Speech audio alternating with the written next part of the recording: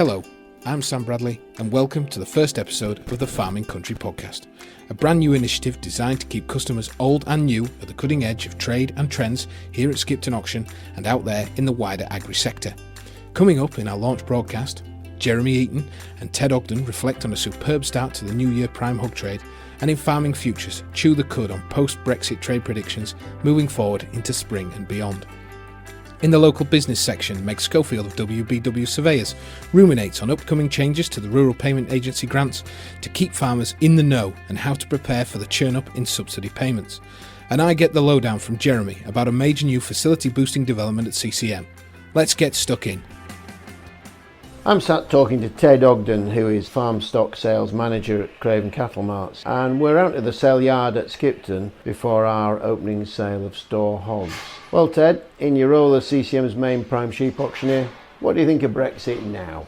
I would say that lamb trade has defied all the odds this week, which has been a big surprise to a lot of us, especially with Brexit now off the menu. There's a lot more certainty for this season going on. I would say it appears that supply is going to be tight this next 2 to 4 weeks, certainly through the whole of January, until feeders respond to the marketplace and get lambs ready for sale. But February and March, I would say they're certainly going to see increased trade on the year this time. And have you come across any of your customers who have experienced problems, delays with getting export shipments away? No, I've not heard of anything out there at the moment. There is a lot more paperwork for people to have to, for firms to have to put together before they send shipments of stuff away, but the exchange rate this time is far more favourable to them. We're seeing in January 2020 exchange rate of about 117, 118 euros to the pound, and that climbed away to 120 in February last year. Whereas just at the moment we're seeing the exchange rate around about 110, so that's making the UK exports look far more favourable to our European customers. Do you see that export trade as critical to your spring trade for hogs over here?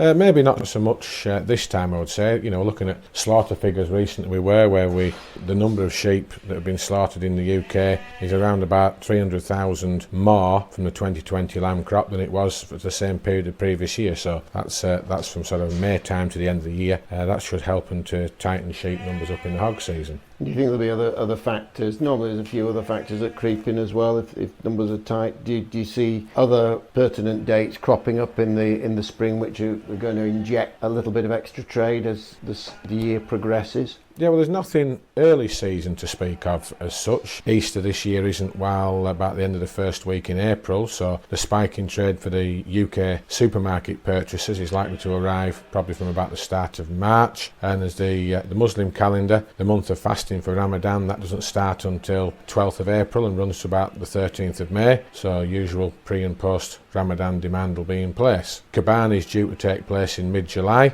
and that usually sees a good demand at the moment for medium weight polled ewes and any late season hoggets, but it's probably unlikely to have an effect on the prime lamb trade, with sheep required to be a minimum of 6 months old to satisfy Cabani festival rules. So with Brexit out of the way, it looks as if we're set fair for the spring, do you think? Yeah, I would think the feeders are probably going to see a nice return on those store lambs that they purchased all autumn long. Beef, have you got into the beef sales this time, or the storings, I should say, or the big store sales as such in January? Well, the big store sales probably aren't as big as they usually are with straw, etc. For the producers. We have seen quite a few cattle being sold in November, December. They've come forward to before Christmas and New Year this time, so store cattle numbers are a bit tighter, and we're experiencing now, we're seeing there's a high demand for store cattle, and I'm sure that's feeding through from prime prices that you're seeing on the Mondays. You're seeing the prime beef on a Monday. It's changing again, isn't it? What's your take on that? Yeah, we're not just as dear since we've opened up, but we had a very good trade through the autumn, built by slight changes in demand as COVID regulation kicked in. Retail trade returned again in the run up to Christmas. A little bit of steam moved out of it since because of lockdown, I think, which was taking a lot of the catering trade type meat off the market in the early part of the Christmas run up before we went into lockdown. Changes in demand from retail customers. Some things they've sold well, other items that have not sold quite as well. So the impression was that they were clearing up, trying to get to a straight edge as we opened up in the new year. But the demand is generally very, very strong, really, genuinely strong underneath it. The factories are 41 pence up a kilo on the year, same week last year, and the culls are 19 pence a deadweight kilo up on the year as well. There are suggestions out there that supply is quite tight for prime cattle. And you sell the bulls on a Wednesday, young feeding bulls. How are you seeing things around there? Give these producers a little thought for the next month or 6 weeks. Bulls at the opening sale were £40 up on the year as well. Definitely more feeders looking to put more bulls on, actually. One or two have drifted away, went into the bullocks, which is a bit more of a predictable end user, but because they've had a good trade for both in-spec bulls and out-of-spec bulls throughout 2020, there's lots of returning customers who are looking to keep pens full. That's good. If there's anything that you would like to hear us discuss, then please contact us via email. Until next time, stay safe and keep farming. CCM's General Manager Jeremy Eaton and Head Auctioneer Ted Ogden there. Now, we're heading up the Dale to Buckden to hear from WBW's new trainee land agent Meg Schofield and her farming father Garry. I'm here to discuss the importance of the BPS, the Basic Payment Scheme for upland and hill farmers. Often this money can make up a large proportion of their farming income. Now, back in December, the RPA, that's the Rural Payments Agency, succeeded in paying 95% of farmers their BPS. I want to focus on the 5% who are no doubt experiencing the stress that we felt in 2017 when our BPS was delayed. Now, because nobody likes to talk about their finances, trying to get a farm to do so is like trying to milk a chicken. Because of this, I've had to rope my dad, Garry Schofield, in to help me out. Well, 2017, we come to the end of our HLS agreement, so we had already anticipated 12 months with no stewardship payment. So while we were negotiating a new agreement for the following year, we knew that any money coming in and going out of the farm budget had to be reasonably well controlled. So we faced a hold-up in our BPS payment, and that had been budgeted for the first 3 months of 2018. So unfortunately, there's things within the cash flow which can't be moved and are non-negotiable, such as rent and mortgage payments. So what actions did you take initially? We rang the APA to find out what the issue was and to get a timescale on that payment. And it was just as well because we were able to give the APA some information which helped the query, which was holding the payment up. That's it. So initial contact with the RPA to establish whether there is anything outstanding that you can help with is really important. Inevitably, there will always be something that you can't help with, and it might just be because you've had an inspection in that year or some routine mapping changes, which the RPA frequently do. And did the RPA explain to you about the payment status system? Yeah, they told us that there was a claim validation phase which we had to get out of. So we rang WBW to ask for their opinion, who gave us the number for this helpline. And we contacted the helpline, and they accepted our case and were able to lobby the RPA on our behalf. That's it. So to clarify, the claim validation phase is the phase where the RPA is still processing your claim and there might be some problems that's holding that up. Whereas the preparing for payment phase means that typically your payment will come through within the next 10 working days. This can be seen on the Rural Payments online website and is also something that WBW can check for you. So saying that, it's really important to have your agent's contact details linked to the online account so that we can help to deal with these queries effectively and efficiently to reduce the risk of any late payments. And do you think this experience has led to any changes in the farming business? Yes, it has. It emphasised how much the business depended on these lumps of money turning into the bank account. And it's quite a stressful experience. What might you say to a farmer who is currently finding themselves in the situation you were in 2017? Well, firstly, obviously, I would tell them to ring WBW for this helpline number and any advice that they can give regarding their case. And then I would sit down and look at your business very, very carefully and find out where you can tweak things to make things that much easier going forward. If everyone thinks that they've done everything in their power to solve the problem as far as the RPA is concerned, then there's basically nothing else you can do other than go back to your farm business and your bank manager and find ways to overcome this reliance.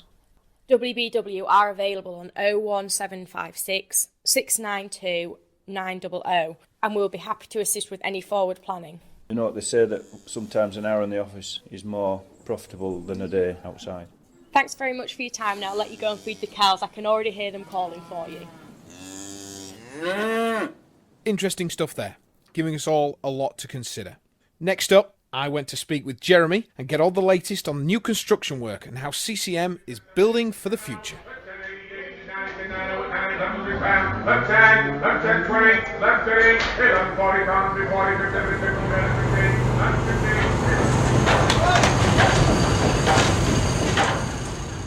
50. Yeah, as you know, we always like to keep the place changing around and moving on. It's been a reasonable year despite COVID, and a project that we've long wanted to do was to get some more use out of the exhibition hall, create a hub between the two rings, somewhere for people to sit between sales whilst waiting to sell stock rather than sitting in a cafe or in a sale ring. For a long time we've been concerned about the main ring rostrum position for selling cattle in there. So talk us through what you're going to do further down the yard, what you're trying to create. Well, down the yard, again, it leads back to the exhibition hall, trying to get footfall through the exhibition hall. And so there will be access up a staircase to an overhead walkway, which will convey you right the way down to the bottom docks. And you can either drop into the Lingfields ring or you can drop down to the store cattle race. So if needs be, you can give us your paperwork and you can jump onto the overhead and walk all the way up to the rostrum without having to hurdle pens or get in the way of livestock. And something that's happened in Ireland in the last couple of years, where there's been a move towards excluding anybody from the sale yard whilst stock is moving around. So health and safety as well as improving the facilities here. Yeah, without a doubt, health and safety, and the health and safety side combines with the main ring, where we have a very traditional centre rostrum as it was, and we've moved it to a side location so the vendor can have access to the auctioneer without having to be in the sale ring and running the gauntlet in front of a bull or a suckler cow that he happens to be showing you. They turn the back on the animal, and these accidents can happen so quickly. So we retained the possibility of moving it back to a centre rostrum if we want, because that certainly is preferable to sell sheep that way, and there's one or two people would like to continue or have the ability to sell sheep using a centre rostrum, but for the most part it's going to be in that side location. What's the time scale? When are you hoping for final completion on this? Well, the bulk of the gantry is already manufactured. We've just got to sneak in with the installation. We're aiming to have the rings and the exhibition hall back and available within the next 14 days or so. Certainly by the end of the month we'll be well on the way with completing the task. Sounds great. Look forward to seeing it.